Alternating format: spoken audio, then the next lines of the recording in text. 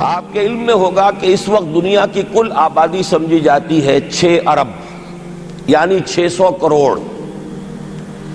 اس میں کم سے کم 120 کروڑ مسلمان ہیں امت مسلمہ.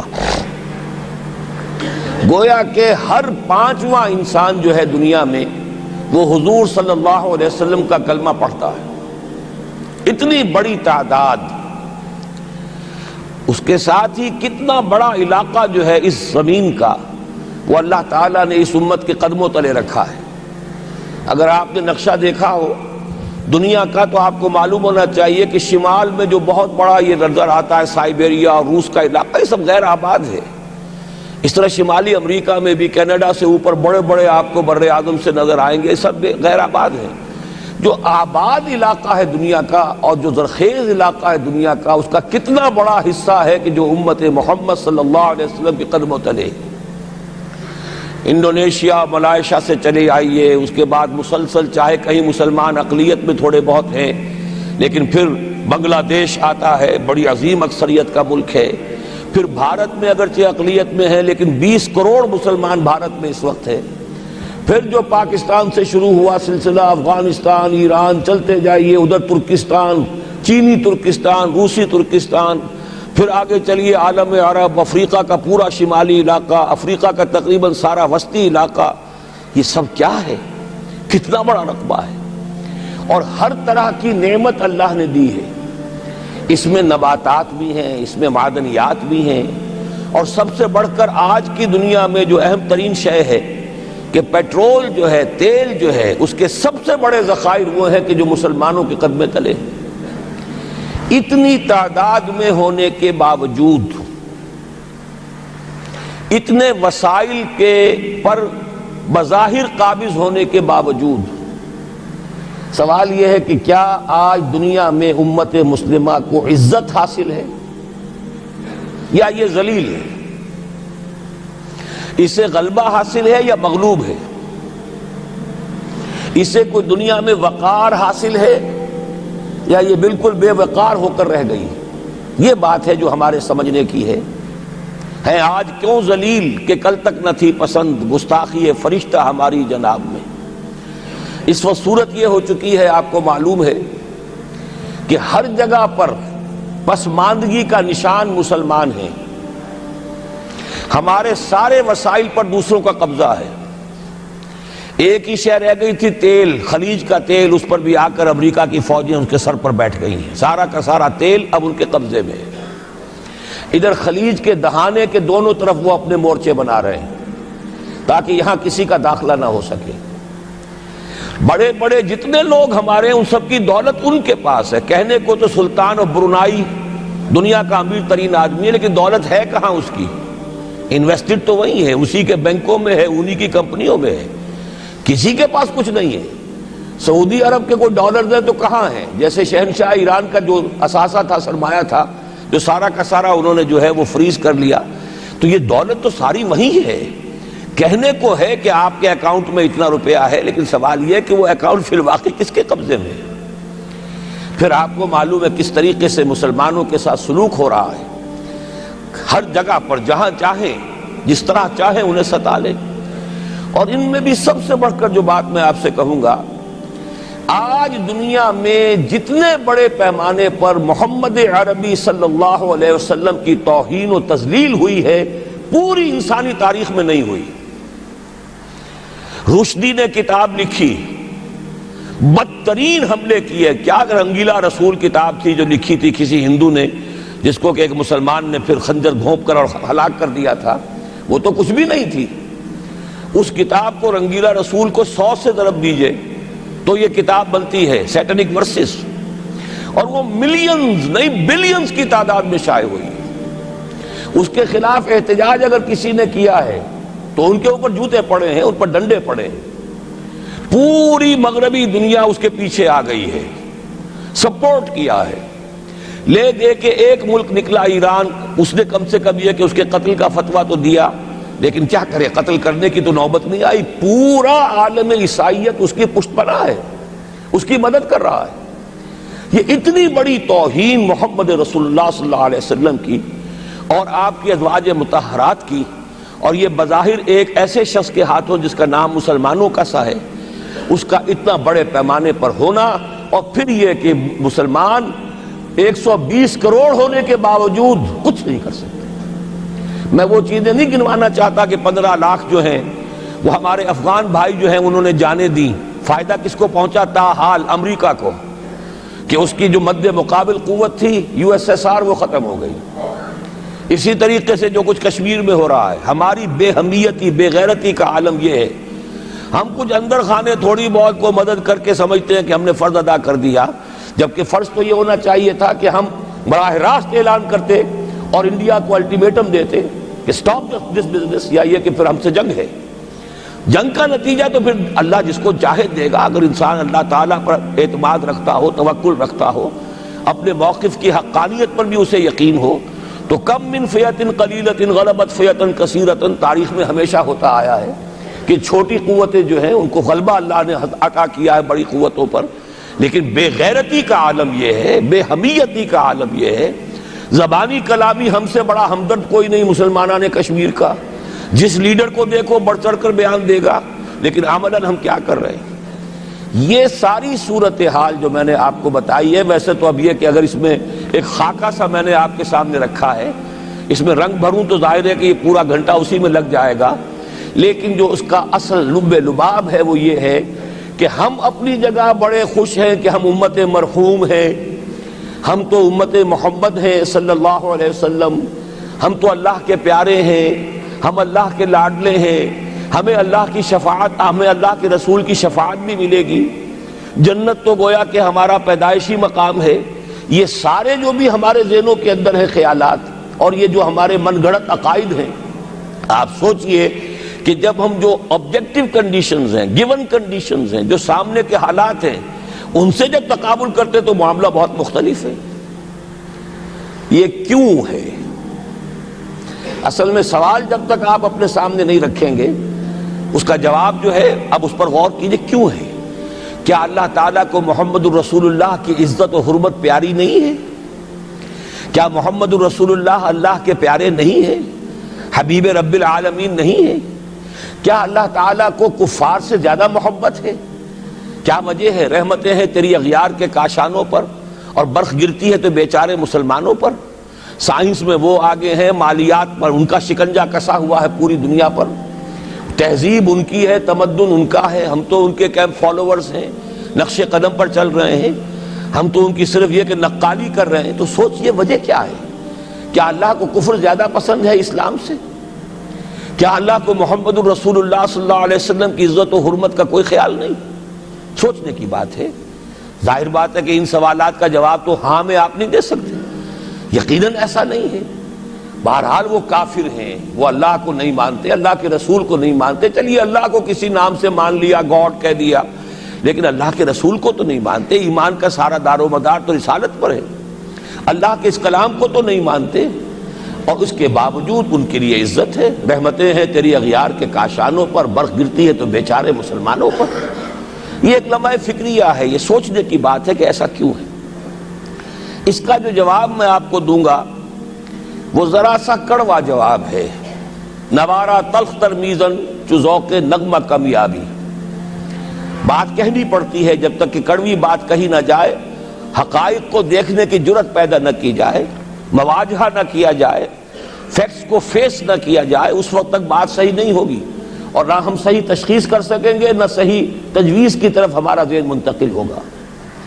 میں بہت سخت بات کہہ رہا ہوں، آج آسمان کے نیچے اس زمین پر عذاب الہی میں گرفتار امت مسلمہ ہے۔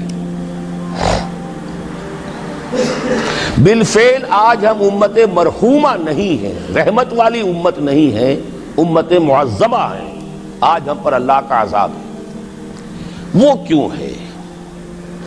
دیکھیے اللہ کا قانون یہ ہے، اور یہ اللہ کی سنت ہے، میں نے اپنی ایک کتاب میں اس پر مفصل بہت مضمون لکھا ہے، قرآن کا قانون عذاب۔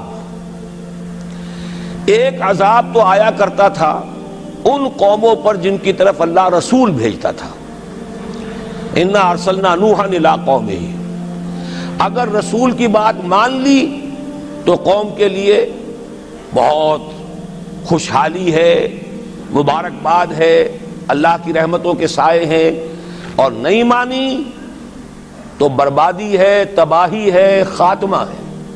پوری قوم نوح غرق کر دی گئی، پوری قوم عاد ختم کر دی گئی، حضرت ہود کو نہیں مانا۔ پوری قوم سمود ختم کر دی گئی، حضرت صالح کو نہیں مانا۔ عمورہ اور صدوم کی بستیاں ختم کر دی گئی، حضرت لوط کو نہیں مانا۔ آل فرعون غرق کر دیے گئے، حضرت موسیٰ کو نہیں مانا۔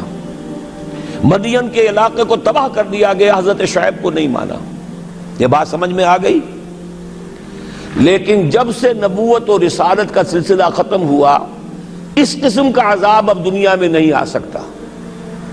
وَمَا كُنَّا مُعَذِّبِينَ حَتَّى نَبْعَثَ رَسُولًا، ایسا عذاب ہم نہیں بھیجتے رہے جب تک کہ رسول کو نہ بھیج دیں۔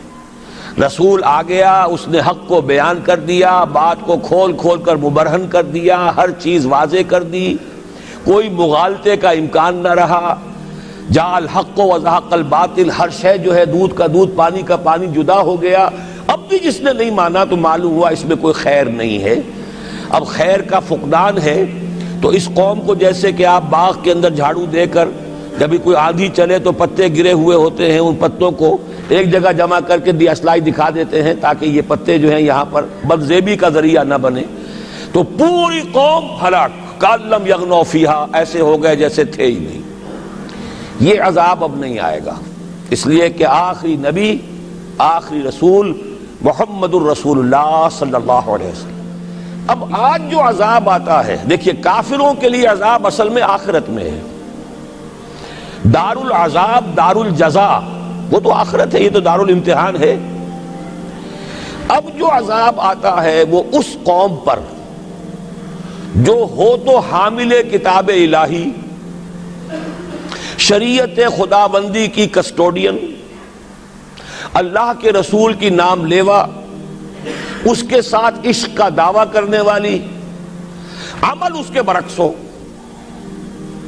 حالانکہ اللہ نے اگر اسے وہ مقام دیا، اللہ نے اس کی طرف رسول بھیجا اور اسے رسول کے امتی بننے کا شرف عطا کیا، اسے اپنا کلام دیا، کتاب دی، اسے اپنی شریعت دی، تو کس لیے دی؟ تاکہ اس پر خود بھی عمل کریں، اسے دوسروں تک بھی پہنچائیں۔ وہ گویا کہ اس روئے ارضی پر وہ امت، وہ قوم اللہ کی نمائندہ قوم ہوتی ہے، ریپرزنٹیٹو ہوتی ہے۔ اے انسانوں، ہمارے پاس ہے تمہارے خالق اور مالک اور پروردگار کا قانون، ہمارے پاس ہے اس کی ہدایت، ہمارے پاس ہے اس کی کتاب، ہمارے پاس ہے اس کے رسول کا اسوہ۔ آؤ ہماری طرف، ہمیں جانچو، ہمیں پرکھو، ہمیں دیکھو، ہم واقعتاً اسی کتاب کے مطابق چل رہے ہیں نا؟ دیکھ لو، ہم جو کہتے ہیں وہی کرتے ہیں نا؟ وہی بات تو نہیں ہے کہ لِمَ تَقُولُونَ مَا لَا تَفْعَلُونَ کَبُرَ مَقْتًا عِندَ اللَّهِ أَن تَقُولُوا مَا لَا تَفْعَلُونَ۔ آؤ دیکھو، ہم نے اس کتاب کے مطابق، اللہ کی ہدایت کے مطابق کیسا اچھا معاشرہ بنایا ہے، کیسا انصاف ہے، کیسا امن ہے، کیسا بھائی چارہ ہے، کیسی اخوت ہے۔ آؤ دیکھو ہمارے ہاں تقسیم دولت کا نظام کتنا صحیح ہے۔ ایسا نہیں ہے کہ کوئی جو ہے اسے دولت کی بدہضمی ہو رہی ہو اور کوئی وہ ہے کہ جو بھوکا مر رہا ہو، ایسا نہیں ہے۔ دیکھو ہمارے ہاں انسانی شرافت، انسانی عزت، انسانی پریسٹیج اور انسانی حقوق بہتر سے بہتر شکل میں موجود ہیں، حریت ہے، آزادی اظہار رائے ہے، سب کچھ ہے۔ یہ کام اگر وہ امت کرے تو اس سے زیادہ خوش نصیب کوئی نہیں۔ پھر دنیا میں اس کو غلبہ ہوگا، دنیا کی خلافت اس کو دی جائے گی، دنیا کی امامت اس کو دی جائے گی، دنیا کی قیادت اس کو دی جائے گی۔ جیسے کبھی اقبال نے کہا تھا کہ سبق پھر پڑھ شجاعت کا، عدالت کا، صداقت کا، لیا جائے گا تجھ سے کام دنیا کی امامت کا۔ لیکن پھر وہی سبق پڑھنا پڑے گا جو صحابہ کرام نے پڑھا تھا۔ جب صحابہ کرام نے وہ سبق پڑھا تھا تو دنیا کی امامت اللہ نے ان کو عطا کی تھی کہ نہیں کی تھی؟ اگر تو اس کے مطابق عمل ہے تو ان سے زیادہ اللہ کو محبوب کوئی نہیں، اور اگر طرز عمل برعکس ہو جائے، کہیں کچھ اور کریں کچھ اور، کہیں یہ کہ قرآن پر ہمارا ایمان ہے اور اس کے قانون کو نافذ نہ کریں، کہیں یہ کہ ہماری تو محبوب ترین شخصیت محمد ہیں اور ان کی سنت کے اوپر عمل نہ کریں صلی اللہ علیہ وسلم. قرآن نے جس شے کو حرام کیا ہے اس کا استعمال کر رہے ہوں. اگر طرز عمل یہ ہو اور یہ طرز عمل اس حد کو پہنچ جائے کہ دنیا تانے دے یہ مسلمان کہاں اسلام دنیا میں ہمیں دکھاؤ, کہاں اسلام؟ یہ مسلمان کیا اسلام پر کاربند ہیں؟ جارج برنارڈ شاہ نے کہا تھا کہ میں جب قرآن پڑھتا ہوں تو محسوس کرتا ہوں اس سے بہتر کتاب کوئی ممکن نہیں, لیکن جب مسلمانوں کو دیکھتا ہوں تو محسوس کرتا ہوں ان سے زیادہ ذلیل قوم دنیا میں کوئی نہیں. یہ کنٹراسٹ ہے جو ہم اپنے وجود سے پیش کر رہے ہیں. کیا اس کی وجہ سے لوگ اسلام کی طرف راغب ہوں گے یا اسلام سے متنفر ہوں گے؟ کیا ہمارا منہ ہوتا ہے ہم باہر جاتے ہیں؟ اسی لیے ہم تو تبلیغ, میں تو کم سے کم وہاں جا کر جو مسلمان کھوئی ہوئی بھیڑیں ہیں امت محمد صلی اللہ علیہ وسلم کی, انہی کو ریکلیم کرنے کی کوشش کرتا ہوں. جیسے کہ حضرت مسیح نے کہا تھا میں تو بنی اسرائیل کے گھرانے کی کھوئی ہوئی بھیڑوں کی تلاش میں آیا ہوں. میرا منہ نہیں ہے کہ میں وہاں کسی امریکن سے بات کروں. وہ یہ کہے گا تم اپنا گھر تو سنوارو, فزیشن ہیل تھائی سیلف. تم ایک چھوٹا سا ملک نہیں چلا سکتے, تم نے اس کا بیڑا غرق کر کے رکھ دیا ہے. تم نے اسے کورٹ آف وارڈ بنوا دیا ہے IMF کا. ہاں یہاں تو گھڑی گھڑی جو ہے قرقمین آتے ہیں IMF کے اور ورلڈ بینک کے قرقی کرنے کے لیے. ہر روز ایک نئی قرقی ہو رہی ہے, ہر روز جو ہے آج پھر گاڑیوں کا کرایہ بڑھ رہا ہے, بجلی کا کرایہ قرقی ہو رہی ہے. عوام کے اندر جو بھی راہسا رہ گیا اسے بھی چوسنے کا اور کشید کرنے کے لیے. ایک حکومت کو گرا دو وہ تو بدنام کر دی گئی, دوسری حکومت لے آؤ اس کے ہاتھوں کچھ کام کروا لو, وہ بدنام ہو جائیں گے تو ان کو بھی ہٹا دینا. ان کا کیا کھیل ہے؟ یہ کھیل کھیلتے رہیں گے اور اس میں یہ ہے کہ اپنی قرقیاں کرتے چلے جاؤ. یہ حال اب کیا میرا منہ ہے کہ میں جا کر وہاں بات کروں؟ تم اپنے گھر کو دیکھو, تم اپنے ملک کو دیکھو. ایک وہ ہے جنہیں تصویر بنا آتی ہے, ایک تم ہو کہ لیے اپنی بھی صورت کو بگاڑ. ایک ہی ساتھ تم آزاد ہوئے تھے, ہندو بھی تھے کہ نہیں تھے. انہوں نے اس ملک کو بنایا ہے, اپنی معیشت کو, اپنی اکانومی کو اپنی بنیادوں پر, اپنے پاؤں پر, اپنے پیروں پر کھڑا کیا ہے. آج جو ہے وہ ایک منی سپر پاور بن چکا ہے. اور وہ کہ ڈرتا تھا پاکستان دو طرف سے ہمیں جو ہے قابو میں کر لے گا. پہلے تقریباً 20 برس جو ہیں ہندوستان کے, بھارت کے کانپتے ہوئے گزرے ہیں پاکستان سے. اب 30 برس سے جو صورتحال ہے وہ آپ کو معلوم ہے. تو صورت یہ ہے کہ جب کوئی قوم جو امت مسلمہ ہو یہ طرز عمل اختیار کرتی ہے تو عذاب اس پر آتا ہے. بڑی کڑوی بات ہے. آج عذاب کفار پر نہیں آ رہا, وہ تو اللہ تعالیٰ ان سے آخرت میں نمٹ لے گا, اور آخرت تو ہے ہمیشہ کی, بڑا سو عذاب تو وہی کا ہے. وَلَعَذَابُ الْآخِرَةِ أَكْبَرُ لَوْ كَانُوا يَعْلَمُونَ. دنیا میں کفار پر عذاب آتا تھا جب کوئی رسول بھیج دیا جائے, اب رسول آئے گا نہیں. لیکن اب دنیا میں جو عذاب آتا ہے وہ مسلمان امت پر